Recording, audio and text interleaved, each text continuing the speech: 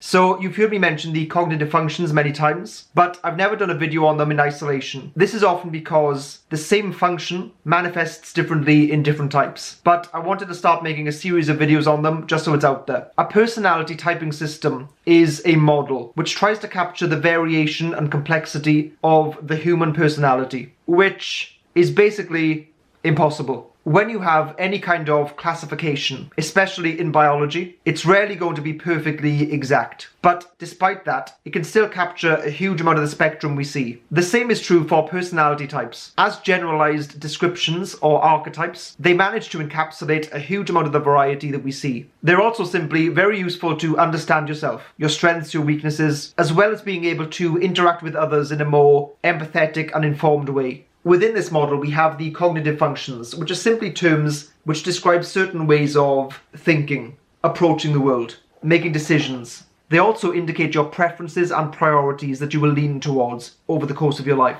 Introverted intuition views things abstractly, by which I mean in the form of ideas or concepts. A distinction that I've used between sensors and intuitives in the past is that sensors see ideas as ways of explaining the world, whereas intuitives see the world as a manifestation of ideas. For example, you might see the theory of evolution as an idea that explains the variety of species we see on Earth. But you could also invert that and see the variety of species on Earth as simply a manifestation of evolution. For intuitives, it's like the ideas are real, and everything that exists is an example of an idea in practice. I mean, that's a bit extreme, but you get the idea. Introverted intuition is great at detecting patterns. It's about being able to look past the details and seeing that things of apparent uniqueness are actually different manifestations of the same concept in practice. It could be two different stories that have different characters and are in different genres, yet have the same kind of story arc underneath them. Seeing the underlying thread that connects events together, or as I've said before, finding a line of best fit through seemingly disparate data points. Having high introverted intuition is often associated with being a planner or being future focused. One reason is because certain types that have introverted intuition happen to be planners for other reasons as well. But when you're picking up on a pattern or detecting a trend to explain things, the natural next move is to project these things forward in time. What can I now do with this pattern? What is it telling me about the future? What are the implications? So introverted intuition naturally ponders the future implications of the conclusions they've come to. Another way that I like to think of high NI users is as narrative finders.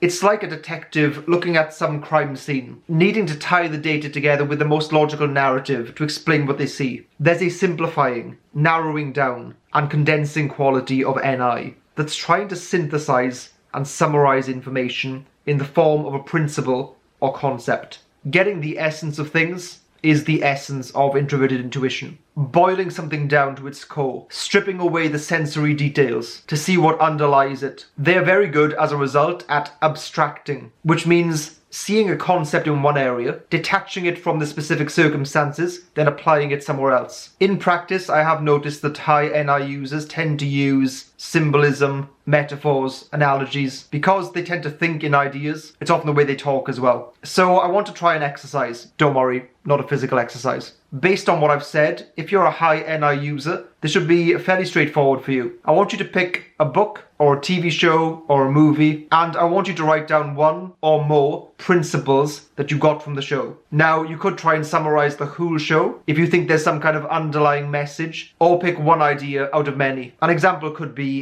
in Game of Thrones. I'd say that one underlying principle you could get from the show is that making a principle stand will often get you killed. So in order to survive, you need to prioritize adaptability and flexibility and avoid rigid allegiances to certain beliefs or even people. That was probably not a good example, but you can thank me for setting the bar so low by hitting the subscribe button and, dare I say, the notification bell as well.